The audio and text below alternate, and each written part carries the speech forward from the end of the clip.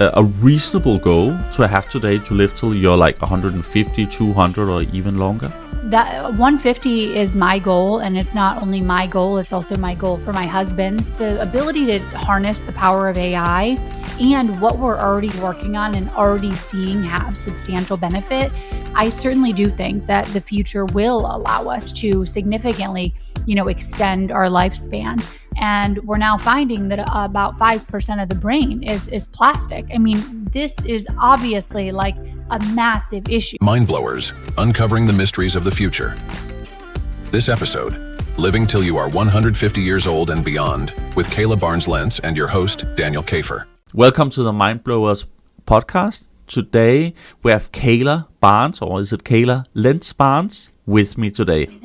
Yes, Kayla Barnes-Lentz. I was my maiden name is Barnes, but I was married, so officially my last name is Lentz, but I'm using Barnes-Lentz to kind of transition. Well, it's very nice to meet you, and today we're going to talk about longevity and biohacking. So I think it's been super interesting researching you a little bit on your website. I read a couple of your articles, also your longevity love story, and that you recently got married. So congratulations. Thank you. It's the best. I've been saying that marriage is one of the best biohacks I've ever done. I can imagine, and I think it's very interesting how you kind of back each other up. I think let's start with, could you introduce yourself a little bit to the audience, who you are and what you focus on? Yeah, absolutely. Well, Kayla Barnes-Lentz. I am really an avid health optimizer, I would say. I'm really building a platform for women in the space of longevity. I have been doing this for a long time. It started, and we can go into my entire backstory, but it started with, going to school for nutrition, and I just started changing what I was eating. I grew up on a very, standard American diet, which is a lot of, in my opinion now, a lot of fake foods that weren't, really offering nutritious value to be my best and operate my best. So, and around the same time, I started my first company when I was about 17. So no idea. I had no clue what I was doing back then. I was just an entrepreneur, very ambitious. And I knew that in order to build the life that I wanted, I had to optimize my energy levels and really upgrade my biology in order to be able to work longer hours and be more productive and more focused. So I have a very type A personality. So once I started to change my diet, I was amazed. I was like, okay, I'm feeling better by just changing what I'm eating. And what else is possible here? What else can we do to continue to upgrade the biology to feel better, perform better, and really get better every year, right? I mean, I started all this stuff very early. Then I later trained under Dr. Daniel Amen, and that really changed the way I thought about health because he focuses on the brain. And oftentimes in our society, we first focus on the body, right? Like, what do we see in the mirror? But he really revolutionized psychiatry by actually looking at the brain through SPECT imaging.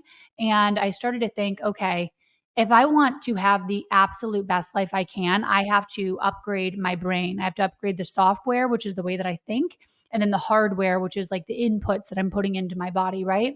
I first learned about hyperbaric oxygen therapy back then. And then fast forward a little bit, 4 years ago, I co-opened a longevity medicine clinic. And it's been a game changer because I've been able to not only do incredible deep dives on my own labs, I'm doing thousands of biomarkers every single quarter and imaging, things like full body MRIs that I started doing quite a few years ago to, clearly soft plaque analysis. So I have a really deep understanding of my health as a female, where I'm at now, where things can kind of go wrong. And I'm just sharing that. I'm just sharing that journey with, other women. I've built up a community of a few 100,000 people, and it's really a journey, a lot of N of one, and then also what I get to see is working clinically. So it's been a really incredible experience, and I can't wait to see what the future holds. Yeah, it's such an interesting area. It's also a complex one. I think a lot of people are very confused, right? We're starting to hear people like, Aubrey the Grey that I think we both interviewed, and Brian Johnson, for example, talking about that it might be possible one day to live forever, and that one day might be in 10 or 15 or 20 years. What are your thoughts on this? I mean, do you follow, that line of thought? And is it like a reasonable goal to have today to live till you're like 150, 200, or even longer? Yeah, I mean, that 150 is my goal, and it's not only my goal, it's also my goal for my husband. So I kind of have, two humans to look after their protocol. But, I spoke at the Longevity Investors Conference in Gestad maybe about a month ago. And with the ability to harness the power of AI and what we're already working on and already seeing have substantial benefit, I certainly do think that the future will allow us to significantly, extend our lifespan. I'm excited about the potential to live forever. I don't know if that's where we're at right this moment, but definitely we're moving in the direction with some of these rejuvenation therapies that, in the industry, it's the longevity escape velocity, right? Like we need to hit that in order to be able to reverse and rejuvenate the organs. I feel really lucky because I started this so early. I just turned 34 about a week ago. So I've been in this industry for quite a long time and I'm starting early. So, my goal is to maintain optimal health free from chronic disease and ailments until we can get to a place that we have the technologies and the therapies and the protocols in place to really start reversing the aging of the organs and of the body as a whole. But I do think that we'll get there. And do you think it's within like 10 or 20 years, or do you think it's further out? I also have a podcast and interview some of the foremost experts on longevity, both clinicians, researchers, and yeah, I think that everything that I'm hearing, it's definitely coming pretty quickly. And I mean, if we just think about what from going from a smartphone to a Tesla robot to be able to like do your chores. I live in LA. There's these Waymo cars out here that have like literally there's no driver. You know what I mean? It's a car driving on its own with no driver.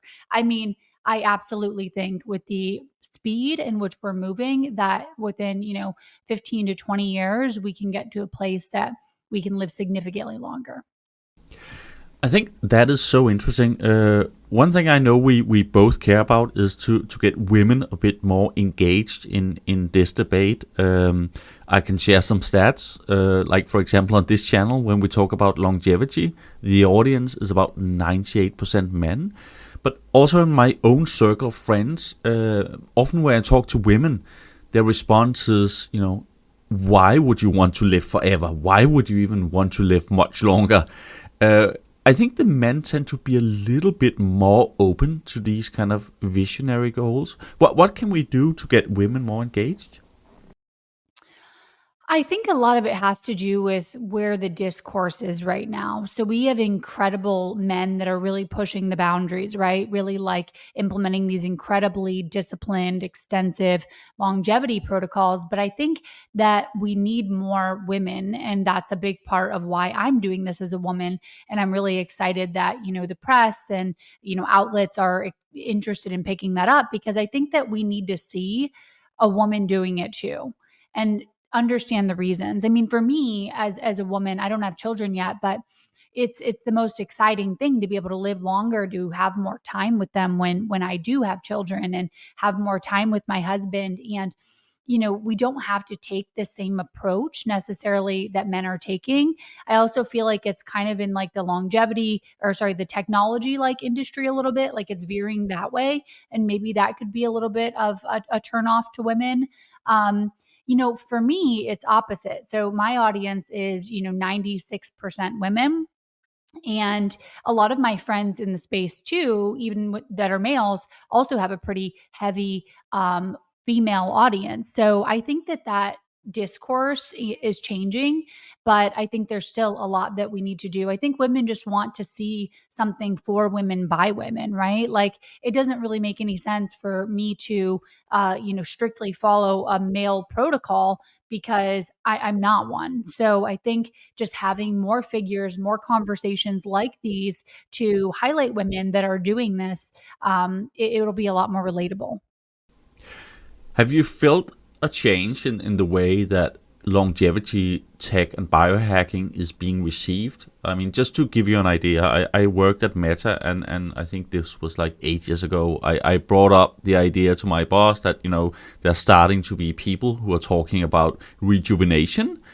And he basically, I mean, even though we're in tech, right? And I think we were in San Francisco at the time, he was like looking at me like I was a crazy man and like, do you need to sit down?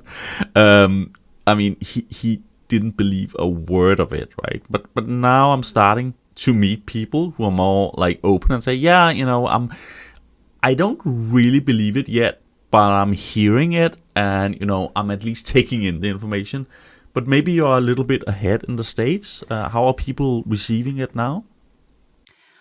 I mean, even the stats in terms of the wellness industry and how quickly it's growing, I mean, it's just exploding. I mean, probably 10, 15 years ago, if you told someone that they'd be wearing a ring on their finger that would be measuring, their biometrics, they probably wouldn't have believed you. But now, there's women all over the globe wearing this ring. And for me, I think that it's equally as important to focus on health span because we know that women, although we live longer, we're also experiencing more time of our life in chronic disease states. So for me, if you just think about the nearer term and think about how can I extend my health span every single day, and that will then, of course, lead to better longevity. But I think maybe, something that's of interest to women is just extending this health span and improving energy and, getting through menopause in a better way and feeling better. And I think that's potentially a kind of better way to approach it than only focusing on the end goal, which is living a longer time. Okay, I think that makes a lot of sense. And I actually, also my experiences when I talk to women and say, okay, let's forget about the whole living forever thing. Let's talk about like being more healthy and feeling better. I think it kind of resonates better with that audience.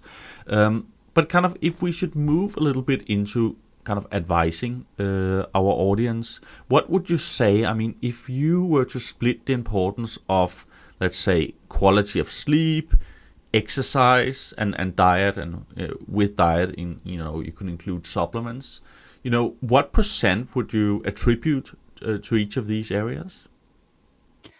Yeah, I have to say I'm not a medical doctor. So these are just things that I'm trialing, experiencing in my own protocol. I've released all my labs publicly as well. But I mean, without a doubt, sleep for me is the number one for many reasons. Number one, if you get a high quality, great night of sleep, you're going to be more motivated to do your exercise in the morning. You're going to be, your hunger hormone, ghrelin, is going to be decreased. So you're not going to have so many cravings. You're going to have better focus, better cognition. And we know, there's new data coming out about the fact that women actually need more sleep than men. I've been doing a little, trial. So the studies say it's around like 11 to 20 minutes, which is essentially, not a big variance there. But I am in a position that has been really fun. So I don't have any kids yet, and I don't have to necessarily wake up. I mean, this, running my clinic and essentially being like a rejuvenation athlete, as they call them these days, is really like my full time job. So I am able to wake up just naturally. And what I've been finding is that I need about at least an hour more of sleep than my husband. And during menstruation, for example, it's even a little more than that. So I think it's important for women again to be really in tune with their bodies and see what works best for them in terms of timing. Because my husband can go, on 6 hours, no problem of sleep. For me, I just am really finding that I need more. So I think sleep is number one. It's going to set you up for an incredible day the next morning. And there's a few things too that, are really low lifts that you can do to improve your sleep. We all know, thanks to Huberman about morning sunlight now. I mean, it's really a game changer, right? So it's our ancestors would rise with the sun and then fall asleep with the sun. And we've gotten so far away from what our, natural environments are. I try to bring a lot of that back, even though longevity can feel really like techie and there is a lot of technology I use, but just that simple act of getting morning sunlight in the morning in the eyes, it's going to signal to your brain and body that it's time to wake up, and it's going to anchor your circadian rhythm, which is your sleep wake cycle. And the other thing I would say is, even when it comes to eating, like this circadian biology that we have, we're so far removed from it because we're not getting the natural sunlight, and then we're eating at all different times a day, right? So we're not really supposed to be eating after sunsets because our body is naturally primed to start releasing melatonin, which is, known as our sleep molecule. And when we are eating, when melatonin's trying to be released, then we're releasing less of it. So I always advocate for finishing eating by the time that the sun is down.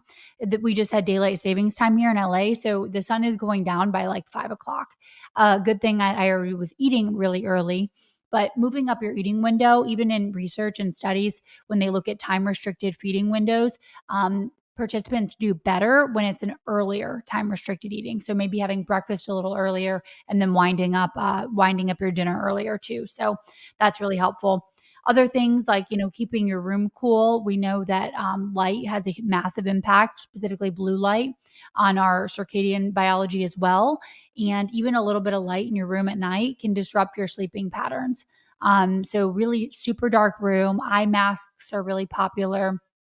And the other thing, we want to have some sort of wind down routine. We can't just like be on our phones watching anxiety inducing programming until the second that we go to bed, because that's going to increase our cortisol, right? It's going to activate that sympathetic nervous system. So doing something really relaxing, such as like going on a long walk in nature, is something that I do to really wind down. Some breath work at night, maybe some reading. There's so many different things we can do to optimize our sleep. I think I have probably one of the consistently best Oura Ring sleep scores. Oura Ring doesn't let you get 100. As far as I'm aware, I've never heard of anyone getting 100 like you can on Whoop, but consistently like 96 plus, 97, 95-ish every single night. And I am able to get those scores because of the sleep environment that I set up prior to bed. So not eating super late, having a really dark room. Red lights in my house go on as soon as the sun sets. So as I see the sun setting, I just have red light bulbs throughout the house. Even, my husband watches television at night. He likes to relax that way. There's a red light filter that you can put on the television, red light phone blocker on the cell phone.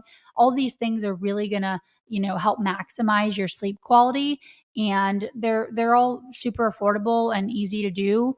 For me, I sleep in a Faraday cage. One of the headlines was like, "Woman sleeps in cage to live forever" or something. But a Faraday cage essentially, it blocks out EMFs, electromagnetic fields or frequencies. And we don't have a ton of literature on this, but we've never experienced smart devices constantly, right? This is all very new. And they say that radiation is non-ionizing and not super harmful, but I believe that's in small doses. So I really try to minimize, especially during my sleeping hours, EMFs, Wi-Fi. I have a timer. You can just get one off Amazon that will switch off the Wi-Fi so that you can truly restore while you're sleeping, because that's the purpose of sleep, right? Like our brain's glymphatic system is most active at night. That's like the cellular cleaning system. And we have to have this really deep restorative sleep. And for women, it's great for balancing our hormones and so much more to get that high quality sleep.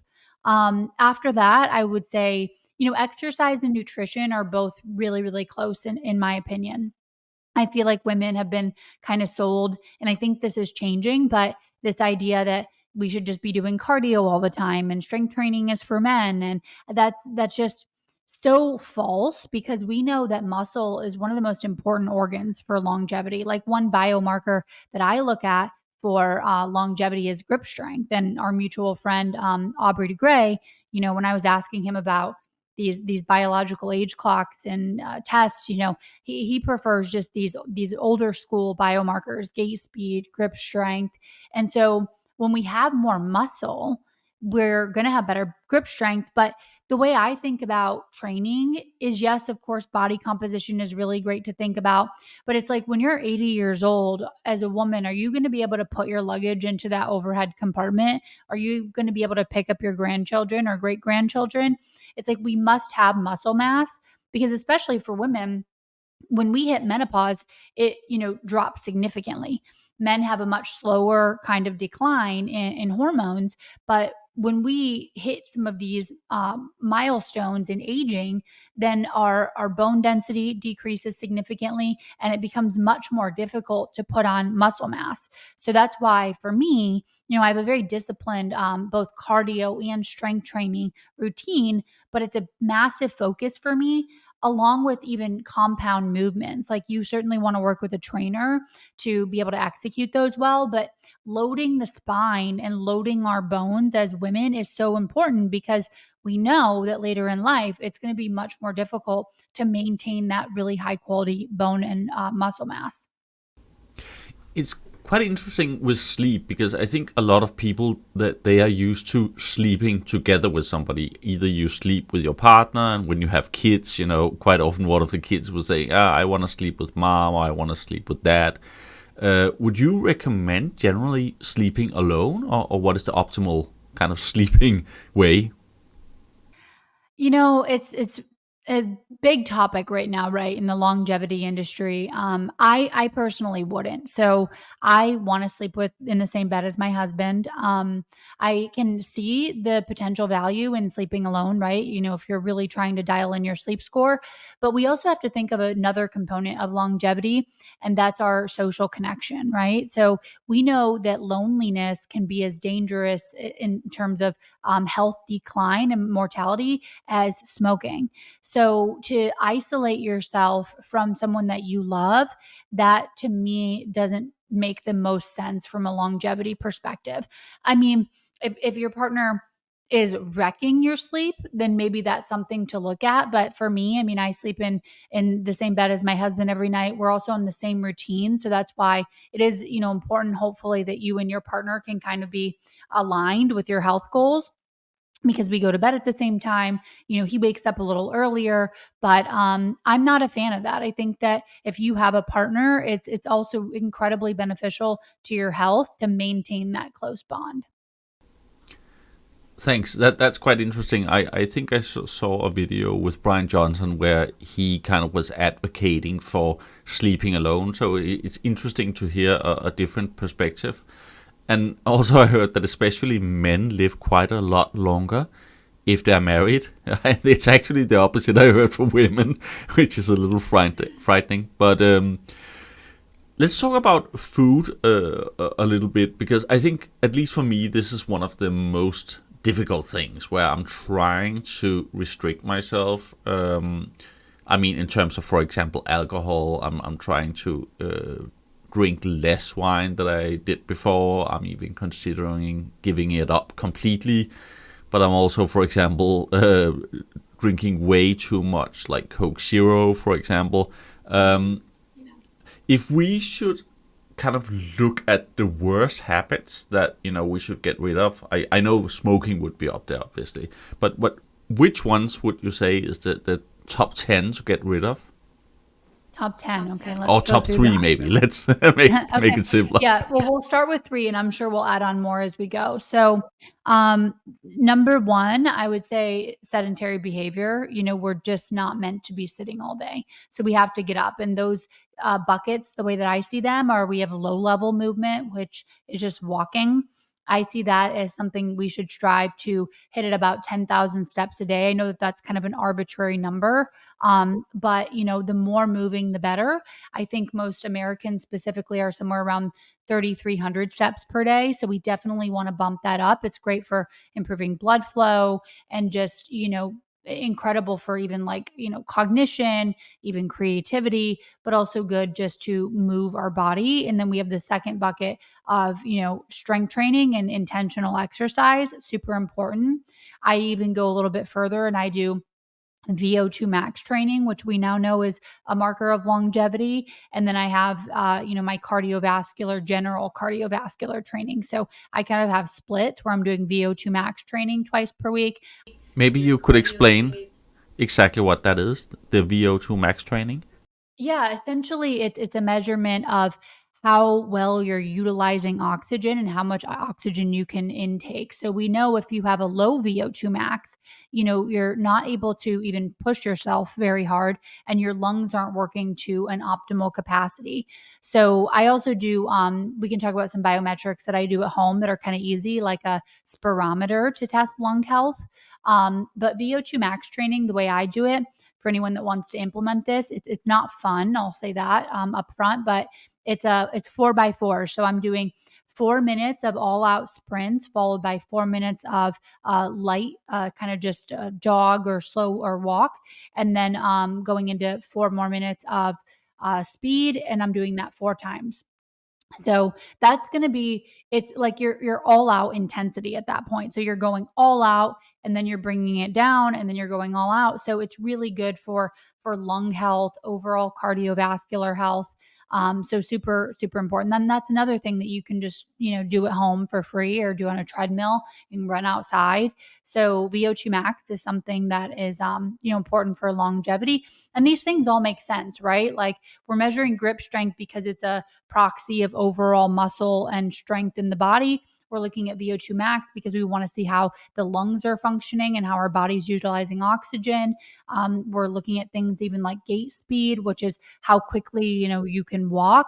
So all really important things. But yeah, I would say number one is don't be sedentary. Move as much as you can. And for me, I also like to build in movements. Like if I'm not doing a podcast like this one, I take my calls outside on a walk or I have a walking treadmill. Try to build it into your life so it doesn't feel as daunting. Like it can feel incredibly overwhelming if you have, 13, 14, 15 things that you have to do in the morning. But if you try to build it in, it becomes a lot easier. So I have like my morning routine, of course, which is very extensive. And then I have a midday routine, which kind of builds in a lot of these practices. And then again, like an intentional evening routine. But number one, don't be sedentary. We know that if there was essentially one pill for longevity, it would be exercise because there are so many incredible benefits from, of course, improving your cardiovascular system to brain health, to increasing dopamine, to, offering these muscle additive benefits. So many incredible benefits from exercise. You just got to get the motivation first and then the discipline to maintain it because it will really change your life. That would be number one. Number two is processed and ultra processed foods. I mean, the food system that we are consuming at this point, I mean, I don't even see it as food a lot of times. This is, highly processed, these preservatives, these chemicals that in many times haven't even been tested for safety. We really just need to bring it back to the basics and look at food as single ingredients. Like avocado, that's one ingredient. A grass-fed, grass-finished steak, that's another ingredient. Lettuce, it's just single ingredients. Like if you want to be vegan, if you want to do carnivore, I'm not here to like be on either side of the aisle. Personally, I've tried every diet there is. We know that the literature backs a Mediterranean style diet for longevity. A lot of high quality olive oils, a lot of fish, a lot of plants, leafy greens. And, I incorporate some red meat on occasion with that as well, because for women and men, but we really want to focus on our protein intake. We know that protein is so incredibly important for building muscle, but it is also great for satiety. So if you think of like a protein forward first diet, you're going to have a lot less cravings because you're going to be more satisfied. When it comes to nutrition, the other thing that I think about a lot is how is it going to impact my blood sugar? So I, many times wear a continuous glucose monitor, which is a way to track your blood sugar response at home. And we know that any time that we consume food, we're going to have some sort of blood sugar response. We have the power to reduce the amount of blood sugar spikes and crashes that we have through what we eat and through how we behave. So for me, I'm always trying to prioritize protein. healthy fats first, then followed by any sort of like carb or smart carb. I completely eliminate any refined carbs or like added sugars, refined sugars, and just go towards all whole foods. But when I eat protein and fat first, and then followed by, the literature says even as little as a 3-minute postprandial walk, a walk post eating, can reduce your blood sugar spike significantly. So it's something fun. You don't have to wear a blood sugar monitor, but I find it to be incredibly beneficial because we all also are bio-individual, right? So you could eat a sweet potato and I could eat a sweet potato and we could have two very different glucose responses. So I, wear it a couple times a year. I used to wear it nearly all the time, but I have found that unless I'm making significant changes to my diet, I only need to wear it a couple times per year now to get a really accurate read. And if I see that, something I'm consuming is really giving a blood sugar spike, I aim for less than a 30-point variance. So we don't want to go above 30 points when you're consuming any meal. So that's really like my goal. But yeah, nutrition can be so complicated. We also know that caloric restriction it's one of the only things that, has really been shown to extend lifespan, in mice. So I think that is a tool that can be used. But for women in particular, I think we have to be more careful about that because for anyone, it can reduce hormones, right? Like your levels of testosterone, but it can also interfere with women a little bit more significantly from my experience if you're being extremely heavily calorically restricted. So I love, time restricted feeding. So I'm eating when the light is out and I'm not eating when the sun is down. So those are kind of my main points on nutrition. And I think quality is everything over here in the US. And I'm sure, throughout the world, really, there's a lot of increased use of pesticides, things like glyphosate, that is now a known carcinogen. So by shopping local farms, not only are you getting more nutrient dense food, because the longer that food is away from its roots and its source, it's losing nutrients as it goes. So you're getting fresher food that was picked more recently, that's local to where you are, probably grown in better quality soil versus, I always opt for more regenerative agriculture. It's great for us. It's great for the planet versus monocropping because we're really degrading our soil. But I think, that's my thoughts on pillars of nutrition and pretty much how I eat. So I heard the argument that kind of being happy and doing things you enjoy is also really important. So one of my friends, he said, well, alcohol may not be very healthy, but I enjoy like once or twice a week to drink a glass of red wine with some good friends because then it will just be more enjoyable for everybody. So I don't want to destroy that. What are your thoughts on kind of that argument? Do you think he has a point, or do you think alcohol is so destructive for the body that it will do way more damage than kind of the happy hormones that he might trigger? It's a really great question, and it immediately makes me think of the blue zones, right? I mean, there's actually a lot of controversy right now about the blue zones. I don't know if you've read any of it, but there's a lot of controversy on whether or not, the birth certificates were accurate or we have them, things of that nature. But these zones in which people are, from what at least we believe now, or, used to believe, one of the two, they're living the longest. And they incorporate wine into, their lifestyle. But the thing is that you can't just pick one of the habits that they're doing and then use it to your benefit to say, oh, well, they're living so long and they're drinking wine pretty frequently. Well, they're having a very small amount of alcohol, and you have to take into consideration their entire lifestyle. Super strong knit communities. They're walking all over. They're in nature a lot. So he has a point that absolutely joy and time of connection are incredibly important to longevity, without a doubt. My argument is that we have to change the narrative around alcohol and having fun.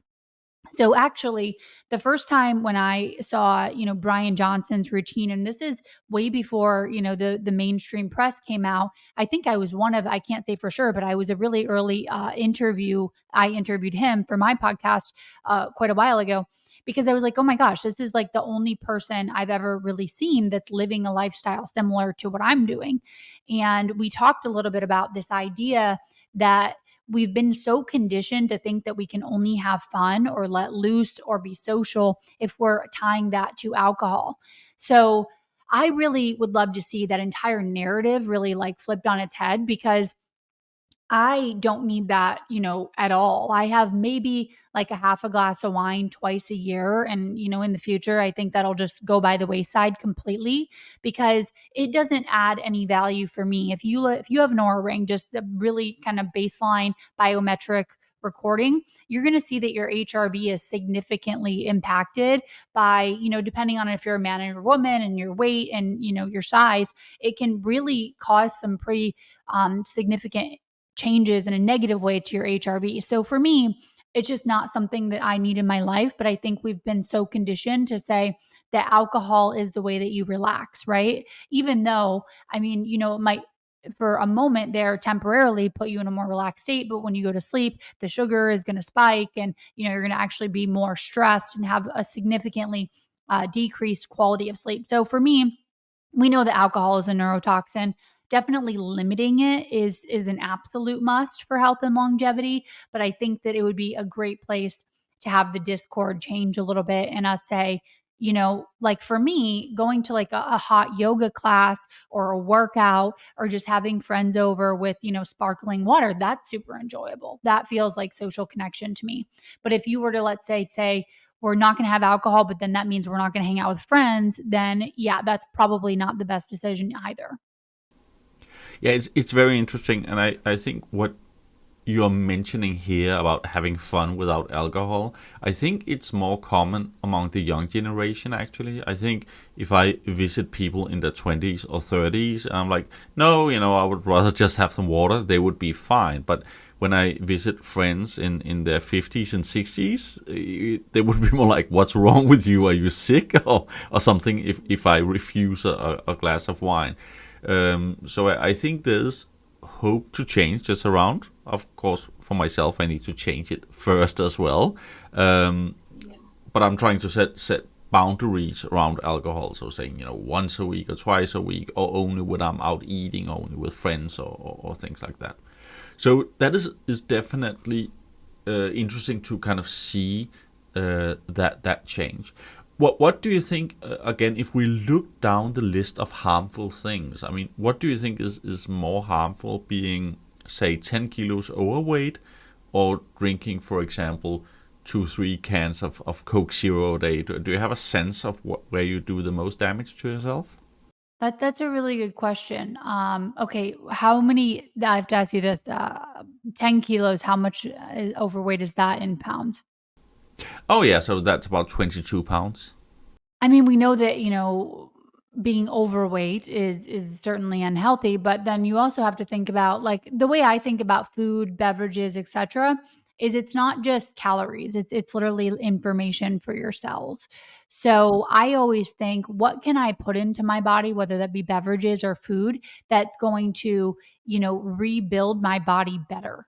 Because we know that we're constantly rebuilding tissue, even bone, muscle, all of it. So what can I put into my body that is going to offer, like, do I want to be a bag of Doritos and a Diet Coke, or do I want to be like blueberries and organic greens and some wild caught salmon? If you just think of it in that terms, because everyone always asks me, like, oh, what is your cheat meal, or don't you feel so deprived? And I absolutely do not. And I also do not have cheat meals. Like, a cheat meal for me would be like, some organic cherries or some blueberries, like wild blueberries or something, because I've conditioned my taste buds to desire that. You have to take a break from all of these highly processed foods that are literally designed to be addictive. And then you actually crave, like, blueberries taste amazing with maybe like a little bit of coconut meat. So for me, I can't say specifically which one is worse. I think that just changing the way that we think about food and make, it's so cliche, but our mom said, you are what you eat, which is literally so true. Like every piece of food that you're putting into your mouth, every beverage that you're having is it signaling in your body and, your brain, even though it's a small organ in terms of weight, it consumes a massive portion of your calories daily because it's a very energy consumptive organ. So it's like if you want to think better, have better moods, like what are you putting into your mouth? I think that across the board, it's just incredibly important. So I think when a lot of people hear these discussions, they will say, well, a lot of your conclusions are not that different from what I heard 50 years ago. Like, have quality sleep, do some exercise, don't be overweight, don't smoke, don't at least drink too much alcohol. When will it change till it's not what you do that's most important in terms of these kind of basic life rules, but it's more kind of what technologies are we applying to increase our health span? When do you think we'll see that change? Well, I don't think that there's ever going to be a time where what you do on a daily basis won't be the most powerful form of health optimization, right? Because when we've talked about a lot of these basics, the things you do every day, we eat, we drink, we breathe, we sleep, and we interact. So those 5 pillars, there's no getting away from that. Because if you're not doing that, then you're going to be degrading your body at a significantly faster rate, most likely. But I think that targeted therapies and technologies are already being incorporated, right? Like I do hyperbaric oxygen therapy. I have a hard shell medical grade hyperbaric oxygen therapy chamber in my home. I've essentially built like a clinic in my home. And we know that that can be, beneficial for brain health, for circulation, for even inflammation. So that's a way that I'm incorporating a technology to expedite healing of my body. But that doesn't mean that I can just do hyperbaric or just do EBU or just do plasmapheresis or just do red light therapy and that I can just throw everything else to the wayside, stem cells, that's, we could, I guess, classify that under like a technology. It's an advancement that I think can be really powerful. I've done a few different types of stem cells myself, but that doesn't mean, again, that we want to get rid of or not be concerned about, those habits. Who knows in the future if we have, artificial, like, I guess, implements, maybe, there's a place that we won't have to do that. But I think for now, the best way to get healthy, feel good now, live longer is to implement those things with a lot of these, technologies that we're using. And another piece of it is lab testing, right? Like we haven't really talked too much about that, but we are so bio-individual. So, okay. So, I started with genetics because I've taken, 6 or 7 different genetic tests. They all pretty much give the same conclusion, but we're all very different. We all have different pre-genetic dispositions. So, some people might be more predisposed to getting, dementia. And so you should know that as early as possible so that you can tailor your protocol based on your genes. You might have genetic, predispositions and family history for cardiovascular disease, which we know is the number 1 killer. But some people have protective genes, so their cholesterol can theoretically run a little higher, but they have protection against that. So if we start with genetics, which is luckily a one-time test, you get your genes tested, you know what's going on, and you know your predispositions, like MTHFR is a very common, genetic mutation that people might need some methylated B vitamins. It's small tweaks, but it can really help you in the long run. So I think that's super important. Another test that I've been doing for a really long time that I am just now seeing rise in popularity, it's called a total toxic burden test. So it combines heavy metals with molds and mycotoxins and environmental toxins. So we know that we're living in this toxic soup, right? Essentially, like the unregulated chemicals in our food, and for women, like personal care products, men too, but women are estimated to leave the home with about double the amount of, these known dangerous chemicals that men do because of, fragrances and makeup and all the hair products and things of that nature. So when I look at this total toxic burden, there's, just to make it simple, there's a high, medium, and low range. So many people think that they are living a super healthy lifestyle and that their toxic burden is going to be like nothing. almost every time it comes back and there's like 20 different toxins in the high range, which is not what you want. This can be toxic to the body over time. Those could be things like, heavy metals, which we know are correlated with a lot of neurological disease and issues. They could be things like pesticides, like glyphosate. They could be parabens, which are often found in body products. They can be mycotoxins, different types of mold, all of these things that should not be present in the body in high levels. So if you look and you incorporate this like toxin testing into the labs that you're looking at, you can figure out where it's coming from, because oftentimes it could be, something in the home that you have no idea that's there. You could be next to a manufacturing plant. It could be something at your job. So if you start to be aware, in order to improve anything, you have to be able to measure it, right? So if you can look at the level of toxins and then start to reduce the exposure, right? So whatever that may be, could be swapping out products. It could be, mold remediation, something of that nature.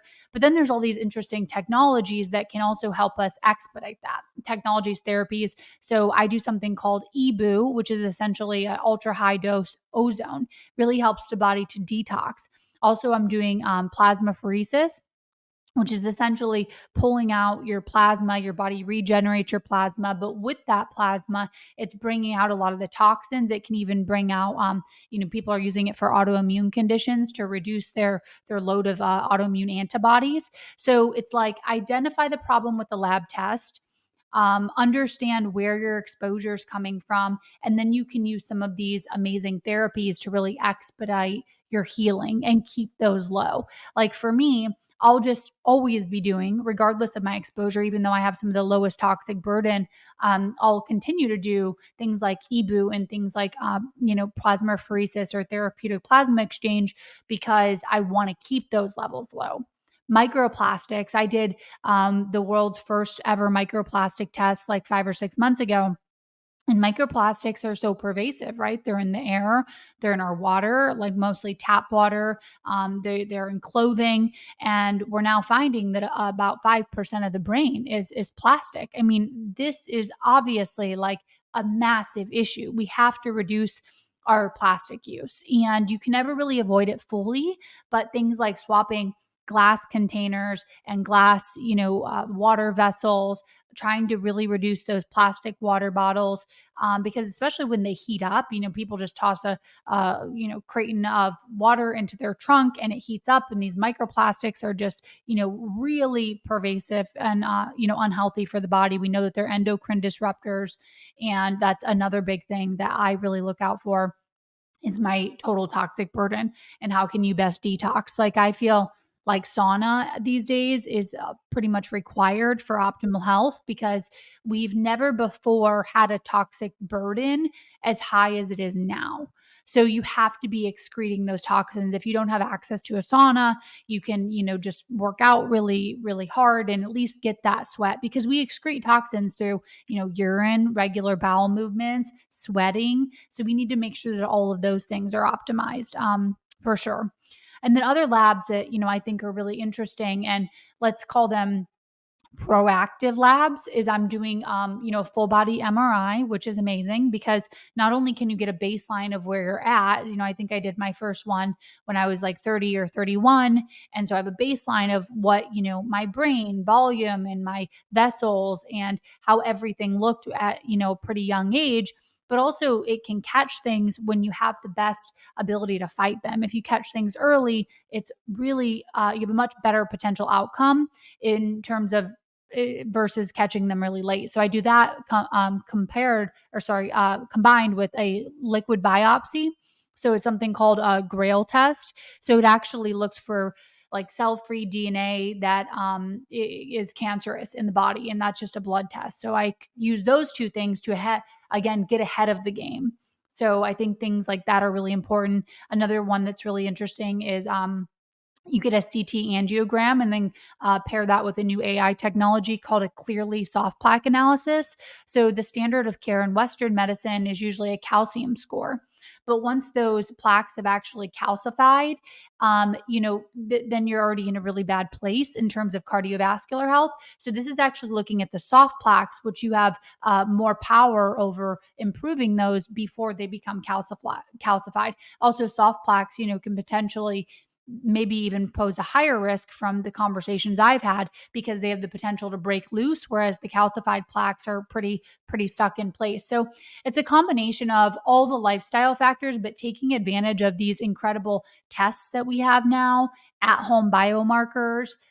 You can be looking at things like your sleep every night, you're deep in your REM sleep. We know that poor quality sleep down the road can be connected to things like, diabetes. It can be connected to things like, dementia and other neurological diseases. So using everything that we have now to really leverage our habits is incredibly powerful. Some other labs that I do that are also really interesting is gut health testing. I think, we now know that the microbiome is so incredibly important. And I've never seen a perfect microbiome test, but if we can heal the gut, our gut produces most of our serotonin, right? Which is a happiness molecule as we know it. It has a direct communication with the brain. It houses most of our immune system. So focusing on gut health is incredibly important. Same thing with hormones. It impacts everything. So if I were just getting started on my health optimization, I would, probably do a genetics test first if you can, and then probably do a gut test, because if you can improve the gut, it's going to benefit so many other areas. Same thing with nutrient absorption, we all want to get these really high quality nutrients and everybody wants a supplement to take, which is great. They can be really beneficial, but if you're not able to actually absorb the nutrients from your food because you have a compromised gut, then it's not going to be as beneficial as it could be.